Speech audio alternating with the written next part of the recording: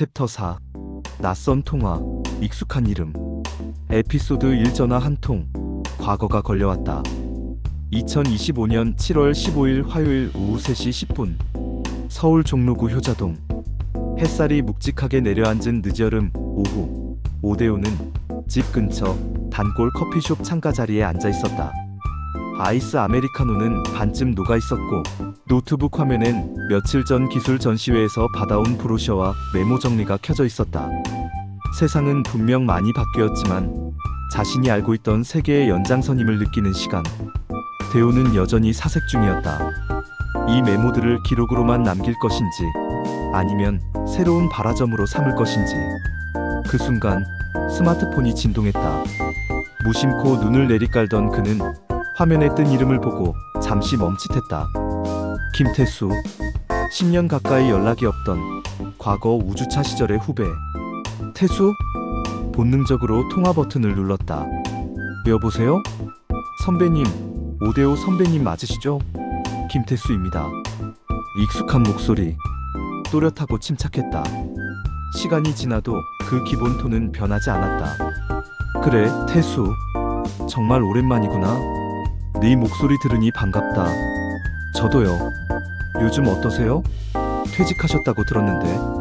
응, 이제 한 달도 채 안 됐지. 하루하루가 조금 낯설어. 그래서 연락드렸어요. 선배님 생각이 요즘 자꾸 나서요. 대호는 자세를 고쳐 앉았다. 전화라는 건 언제나 뜻밖의 긴장을 품고 오는 법이다. 특히 이렇게 과거와 이어진 통화는 더더욱. 그래, 말해봐. 무슨 일이냐? 요즘 제가 작은 스타트업 하나 운영하고 있어요.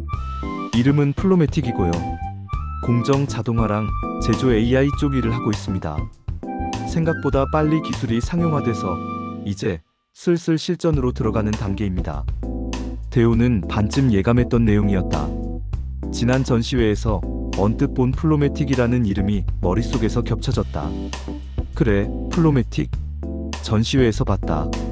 그 부스가 너희 거였구나. 맞아요. 근데 그날은 제가 현장 이슈 때문에 못 갔고 후배들이 나가 있었죠. 태수는 잠시 숨을 고르더니 조금 낮고 진지한 목소리로 말을 이었다. 선배님, 사실 도움을 부탁드리려고요. 어떤 도움이 필요하냐? 저희가 이번에 동남아 공장용 공정 최적화 알고리즘을 개발했는데 예상보다 적용이 잘 안 돼요. 데이터는 있는데 실제 현장 변수들이 너무 많아서 이론대로 안 돌아갑니다.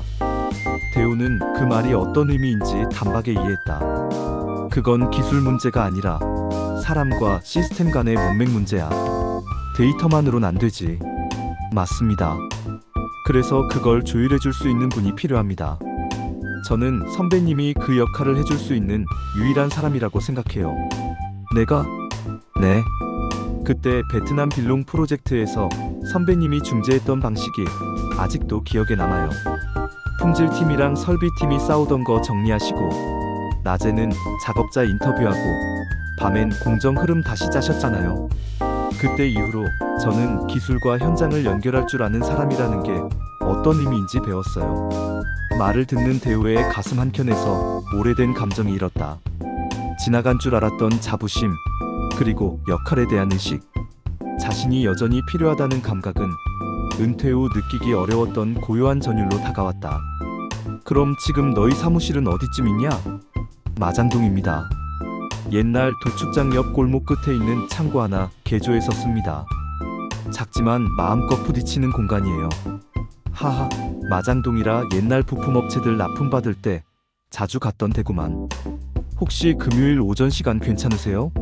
저희 기술 리더도 그날 나올 수 있을 것 같습니다. 그래, 금요일 오전 10시쯤이면 괜찮다. 주소는 문자로 보내. 정말 감사합니다, 선배님. 전화를 끊고 나서도 대호는 한동안 말없이 앉아 있었다. 통화는 짧았지만 오랜 시간을 관통한 느낌이었다. 시간이 지나도 인간의 신뢰는 여전히 낙지 않았다. 태수는 이제 어엿한 기업의 리더였고 그가 보내온 요청은 단순한 부탁이 아닌 협업 제안이었다. 그는 수첩을 꺼내 조용히 날짜를 적었다. 7월 18일 금요일 플로매틱 방문. 그리고 그 아래에 조심스레 한 줄을 더 써넣었다. 다시 연결의 시작. 커피는 이미 미지근했지만 그의 가슴 한켠은 다시 따뜻해지고 있었다. 움직일 때가 왔다. 그 말은 머릿속에서 생각만 맴도는 것이 아니라 손끝에 닿을 듯 가까운 현장감으로 다가오고 있었다. 오대오는 자리에서 일어나며 자신도 모르게 자세를 펴고 있었다. 마치 다시 누군가를 만나러 나가는 길처럼. 챕터 4. 낯선 통화, 익숙한 이름. 에피소드 2. 구멍이 있는 지도. 금요일 오전 9시 50분 오대오는 마장역 근처 오래된 골목에 발을 디뎠다. 예전에는 육가공 물류차가 오가던 길목이었지만 지금은 다소 낡고 한적한 골목이 된 모습이었다. 그 골목 끝에 붉은 벽돌로 된 낮은 창고 한 채가 눈에 들어왔다. 창틀은 금속으로 교체돼 있었고 문 앞에는 작은 간판이 붙어 있었다. 플로매틱 AI4 매니어 팩처링. 참 간결하네. 대호는 작게 중얼이며 문을 밀었다. 삐걱하는 철제 문이 열리며 그를 맞은 것은 생각보다 넓은 내부였다. 벽면엔 화이트보드와 브라운 컬러의 코르크보드가 뒤섞여 있었고 천장에는 공업용 형광등 대신 매립형 LED가 설치돼 있었다. 개조된 공간의 분위기보다 공간에 퍼져 있는 사람들의 에너지가 더 눈에 띄었다. 선배님, 김태수가 반갑게 달려나왔다.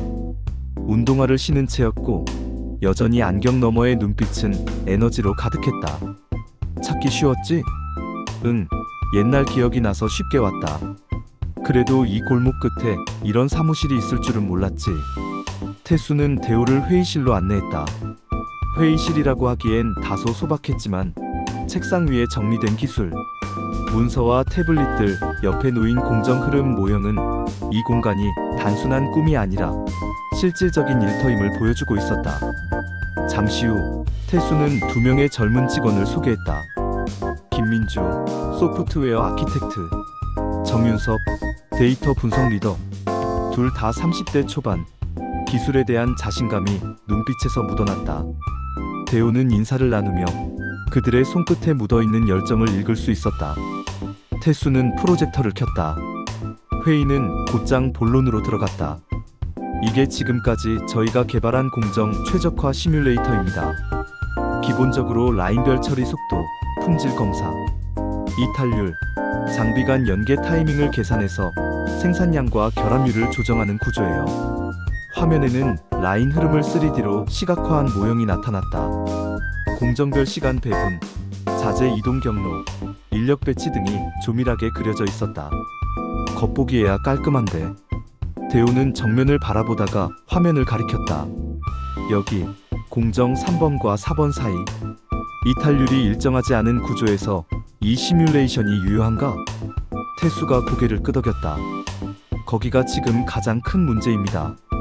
실제 현장에선 작업자마다 편차가 크고 설비 노후도도 달라서 결과가 일정하지 않아요. 그런데 모델은 평균값 기반으로 처리하다 보니 실패 확률이 급격히 튀어요. 대호는 무릎 위에 놓인 노트에 무언가를 적었다.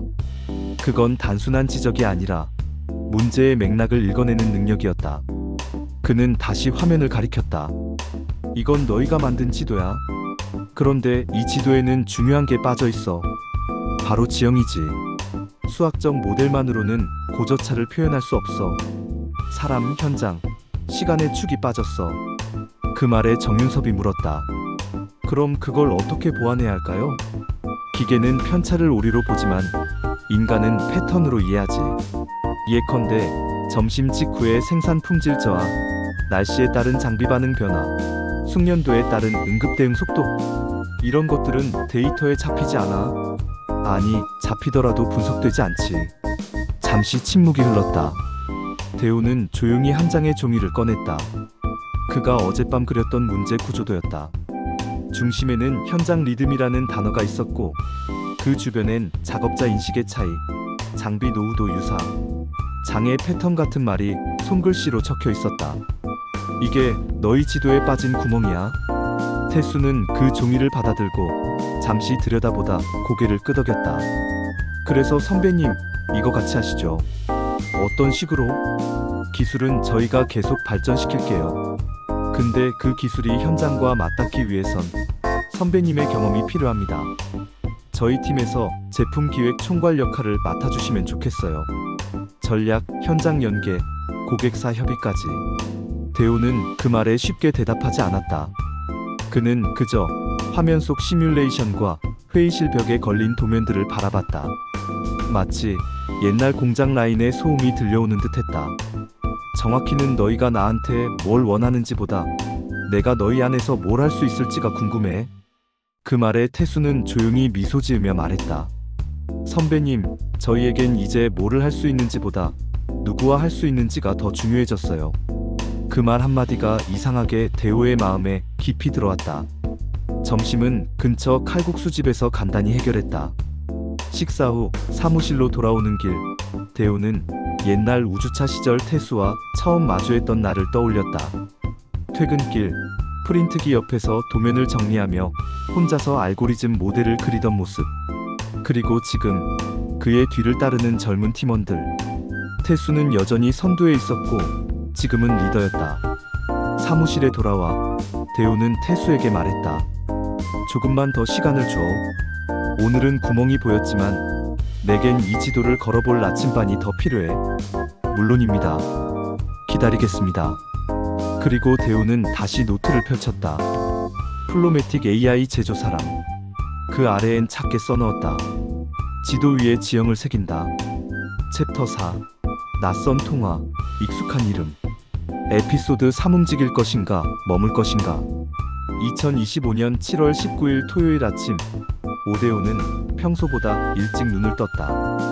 창문 너머로 들어오는 햇살은 유난히 밝았고 초여름의 공기는 나른하면서도 묘하게 긴장감을 품고 있었다. 전날 태수와의 만남 이후 머릿속은 계속해서 조용한 웅성거림으로 가득했다. 기술 전시회에서 받은 자극, 태수의 회사에서 본 잠재력, 그리고 무엇보다도 자신이 여전히 유효한 사람이라는 느낌. 이 모든 것이 그의 마음을 움직이고 있었다. 주방으로 나가 커피 포트를 올리고 거실로 돌아와 며칠 전부터 쓰기 시작한 노트를 펼쳤다. 첫 장에는 이렇게 쓰여 있었다. 다시 시작한다면 무엇부터 점검해야 할까? 그는 그 문장을 바라보다 조용히 웃었다.